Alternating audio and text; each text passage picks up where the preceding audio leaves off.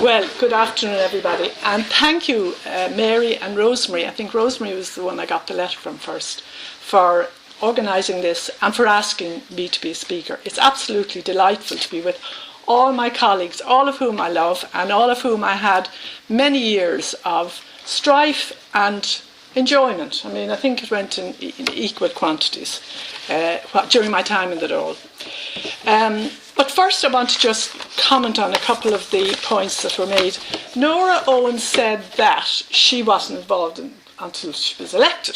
She wasn't involved in the 70s. Let me tell you, when Mary Benatti and I started the Women's Aid House, it was a rackety old, ghastly home in Harcourt Street, which we just said, now the government aren't doing anything for battered wives, so we go and we'll open it up and we'll take money and to heck with their rules and regulations. And we put out the word that we needed people who would clean, I mean literally scrub things. And I opened the door one day, there was Nora Owen in some kind of a charwoman's coat, I don't know. And she had a bucket in one hand and rubber gloves and one of these, lots of detergents and Wellington boots. And she just came in, went up, cleaned the toilets, cleaned the floors, did all the dusting she could and went off again. And I don't think we saw you after that. But it was the most practical thing that could have happened, and it was wonderful. And the other thing is, Monica, when I was selected as a candidate in the European elections for Fine Gael in 1979, and Monica had been selected for Leinster. And she phoned me up, and she came up, and she said, now you have to learn about the money. And nobody's mentioned money tonight at all, today. Money is so important if you're going to go into politics. And we went to a pub, we sat down, we decided, because you had to get thousands and thousands of pounds for running for European election. It was very, very costly. I mean, some is absorbed by the party, but an awful lot of it you have to find somewhere yourself. And both of us were wives and mothers with small children. And we had no private means at all. But anyway, we got it. And so they were two of the networking things that have worked from the beginning. Just to tell you as well, one of the really, really difficult things that can happen to you when you're in a party, well, when we're all in parties and it's the way to get things done. But there was one, I'm not sure exactly what year it was, but Mary Robinson was selected as the candidate, Independent Labour, wasn't it, to run for the presidency. And of course this was wonderful. Everybody was thrilled, delighted. It was such a marvellous idea. And our party had selected a candidate, I think it was Austin Curry, wasn't it? Austin Curry. And I remember the first morning after the start of the campaign, I got a phone call from our whip. It was Jim Mitchell at the time. No, he was director, chief of elections. And he said, now Nuala, I want you and Monica, we always got the jobs, to get out and have a press conference on the steps or somewhere in the Dáil and ask all your women friends to vote for Austin Curry. I mean, I was struck dumb. I couldn't even talk to him. And I don't know what we did, but we didn't. Well, do you know, I have only a vague recollection. No, you definitely didn't do it. No, we didn't have the press conference, but you were expected to do your door-to-door and all that. But I'm just explaining to you, that is the kind of thing. Not the best people for some of the jobs are not always in your party. And if I just may add to that, we begged, the women parliamentarians begged Fine Gael to support Mary Robinson. Because they were questioning about They did eventually. Yes, they did. Yeah, but it was politically and from a woman's point of view, it was awful. Yeah, now, I stuck otherwise very, very carefully to the brief. And the brief was, what can you say about the Why Not a Woman campaign, which was in 1977, feminists, did it influence you, how much progress, and do we need a women's affairs section, and that now. So I'm going to go straight into that. Yes, very, very successful. The women's political, I think Gemma Hussey was there at the time, she was president. It came in 1977 when really nothing had started. I decided in 1977, with 2 weeks' notice, that because all the parties had ignored everything that was said, had not even tried to get reasonable women candidates for the parties. I mean, I was down in Mary Benatti's house down in Ardglasson, and we got Sunday papers. Now, this was sort of a week into the campaign, and I remember sitting under a tree and we looking down and looking for women candidates, and there were only, I think, 6 or 7, I know you were that year. And so I said, okay, I'm going to be a candidate. And I knew feck all about being a candidate, or what it needs, or what you have to do. But I thought, we cannot let this election go by. Because if we let each election go by without a protest of some kind, that's 4 years gone, 4 years gone. So I got enormous support and help from the WPA, from Mary, from all my friends, and a huge contingent of women. When they heard I was going to put myself up as a sacrificial lamb, they came round to my house, they minded the kids. June Levine, God love her, she was super. She came to my house and she cooked something like 25 meals for the family and put them in the freezer. And they never ate so well in their lives before, because she was a wonderful cook. But she wasn't in a party, and who's now her husband, Ivan. He was the only one we could use to put up posters because he was so tall and he didn't need a ladder. So it was a huge effort of cooperation and support. And during that time, I could use this big badge. Why not a woman? It was colourful, it was lovely. And I used it, and I gave the posters out, and so often the woman came to the door and I was able to explain to her on the basis of this, why not a woman, how she should vote, the importance of the number one vote, the importance of picking out party women, whoever you voted for, pick out other women and put them on your 1, 2, 3, 4. So it was it was an opportunity to give a calculated lesson in how you can vote and how you can best acknowledge women and help them. Now, I only had 2 weeks to canvass. I had very little money, and it was a huge constituency of Dublin South. We worked morning, afternoon and night, and lots of people did phone calls and all that for me. I didn't win, but I got a very good first preference vote. 3,000, should be written in my brain, 3,570 votes, I think, of first preference, or 10%.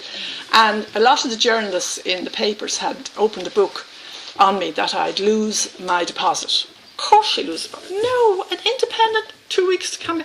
She won't even figure. And I didn't lose my deposit. And I did very well. They lost their money. And they lost some money. And there was an enormous amount of analysis and speculation. And at that time, I think the first preference votes had it somewhere. First preference votes, the number of women in seats didn't. One was victorious, the girl who was doing her inter. Yes. And five other women, I think, got in. And but the important thing was that the number one vote went up.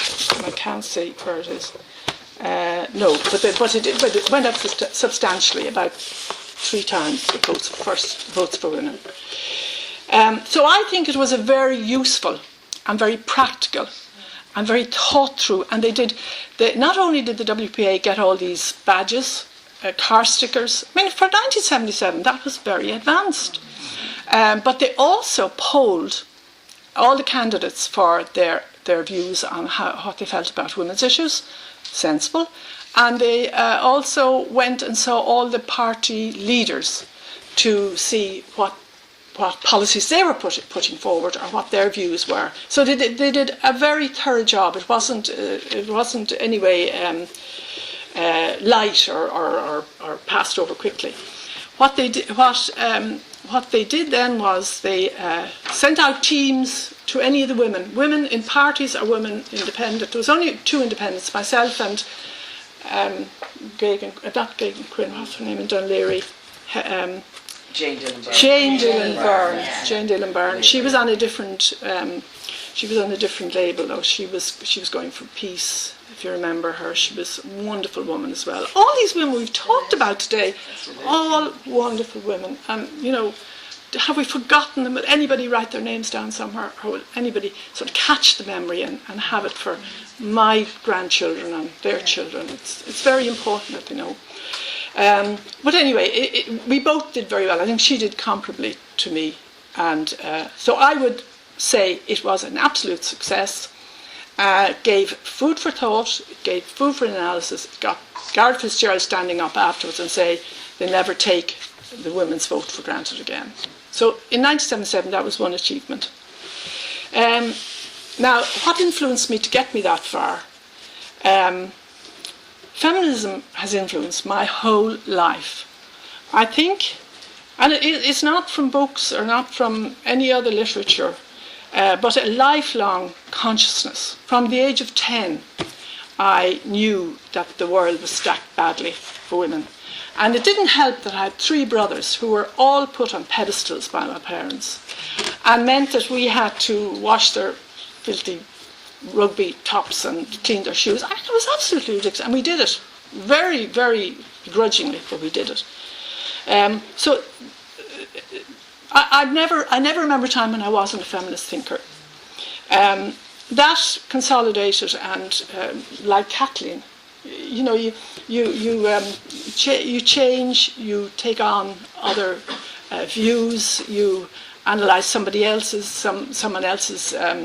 You know, through the years, you're learning and you're listening, and by the time I was 20, I was married at 22. After I got married, then it got worse. First day I went into the butcher after I was home from my honeymoon, and they said, "Now, Mrs., what do you want?" And I thought, I'm gone immediately. I've lost my name, I've lost my first name, everything. I'm happy to tell you, though, that I'm bringing out a book. I'm bringing out a memoir, sometime, hopefully before the Christmas. And all of these things that we seem to have forgotten will be in it, hopefully. So you'll have something to refer to. Because I think there's not enough, quite honestly. So no, there's very little references. So I was always a feminist. And then I met Mary Kenny, and that really put the stamp on it.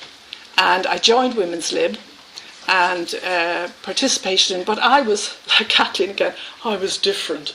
I hadn't got khaki dungarees on me, and I hadn't got big boots, and I wore makeup, and I had 3 kids at home that I probably left lots of ironing to do for them. But I went to the meetings because that was the open door. It just opened up everything for me. And I went in, the meetings I went to weren't in Mrs. Gay's, they were in Mary Kenny's flat. And I was just brain bashed. I couldn't believe it. I used to go home then and talk it over with Brian, and he was very open-minded as well, and I think in his own way he was a feminist then. So it's not something that you get because you read Simone de Beauvoir or you read somebody else. Maybe you do get it. Maybe it opens up, you know, underlying feelings in you. But I certainly had it all the time. And when I became aware, when you have children, I think, and I think it's very good for women with children to go into the Dáil, but that's a whole complex as well, because then how do you manage, you know, it's difficult minding them.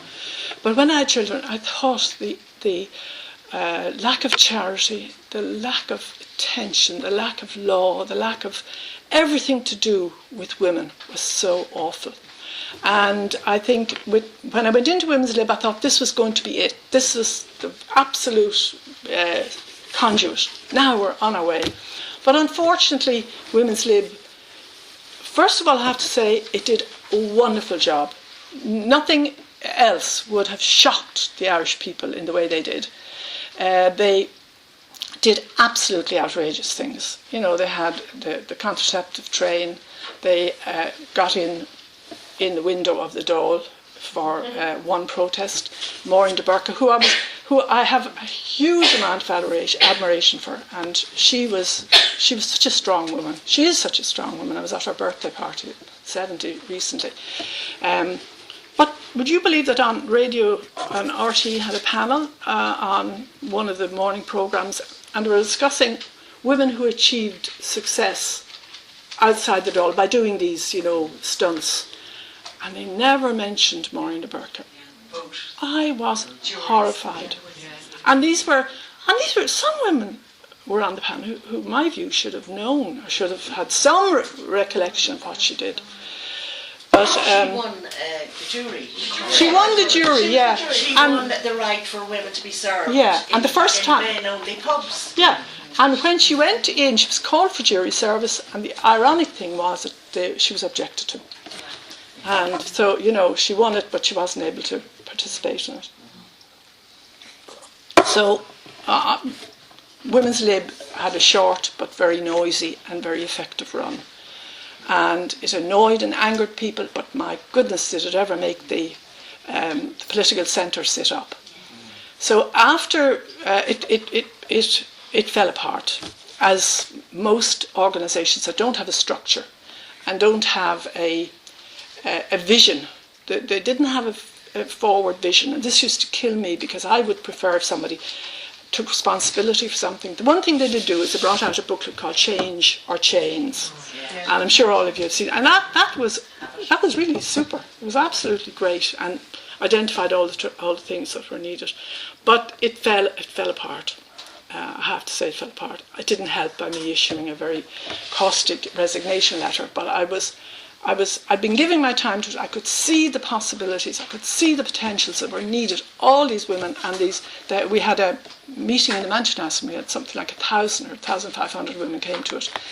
They were looking for leadership. Wasn't a very popular word, I have to say, because they agreed that they wouldn't have a chairperson or a president or any of that kind of male stuff.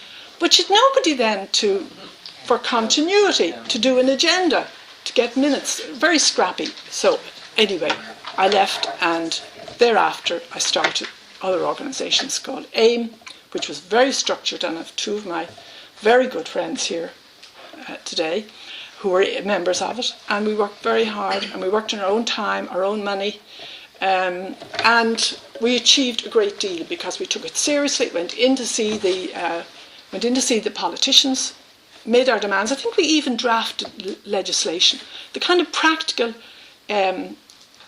inevitable stuff that has to be done, and we managed to get a huge amount of changes. In fairness, from Paddy Cooney, who was, regarded as some kind of a demon, and he listened, and he went away, and he brought in 2 or 3, what was it, Isabel? Family home protection. Yeah, and they were substantial. But we kept it on, and then with Mary I started Women's Aid, which was again hugely necessary. But we got into it for a year, we established it, showed that it was needed, despite the fact that nobody, not politician, priest, anybody, would talk to us then about family violence. That's beyond the hall door, and you don't discuss it, and you don't know the rights and wrongs, and the police just won't intervene. So all that changed. So they were 2 quite substantial things we did outside politics, but inevitably you say, well, first of all, why are so few women there, and why are they silent, absolutely silent on the issues relating to women? And there were plenty more issues, loads of them. So then I was one of those very fortunate women who went in on the tidal wave in 81 and 82, and it included Nora, you weren't in there. Yes, I was in 81. 81, and Gemma, and Mary Flaherty, Myra. But we were a terrific. I didn't get through. Yeah, but you had run that election. There was another thing I wanted to say, Monica. I had to be added. God, I'm gone over time. Just one thing. Was it Monica or Nora said that you should try and get a winnable seat? Yes, you should try and get a winnable seat, but it's wonderful learning ground to go and run in an election. Be a candidate, listen to what they're all saying, learn from them, watch the men, and see what they do. And you come back, if you make a note, do yourself an essay, you come back, you really will have got half there for the next time. And that's the only advice I'd give. I mean, it's lovely to go into a winnable seat and get a seat the first time. I didn't. I ran 2 elections before I got third one lucky. So look, thank you very much all for organising. Sorry, through the chair. We should have more. May I just say something about Nuala before she steps down? The status of illegitimacy. You were wonderful. Yeah. She was the minister responsible for that, and that was just extraordinary. Yeah. And she managed to bring everybody with her. Yeah. But at a time when there was still a lot of doubts about whether it should be granted. Yeah. And I remember the other one, sorry, Mary, it was on light enough, and we all fought. I remember Alan Dukes, during the time we're bringing in whinging budgets. And he wanted to put a luxury VAT. Remember the luxury VAT that went on Tampax, Yeah. sanitary towels. Luxury And tax. we were like talking about the desperate group of women. We went mad and we won. We won. It was removed as if that was a luxury. Yeah. For somebody like Alan Dukes. Yeah. Anyway, we've given extremely good reasons why you should all be switched on to politics and do what you can. If you're not going to be a candidate, try and encourage other women. Thanks very much.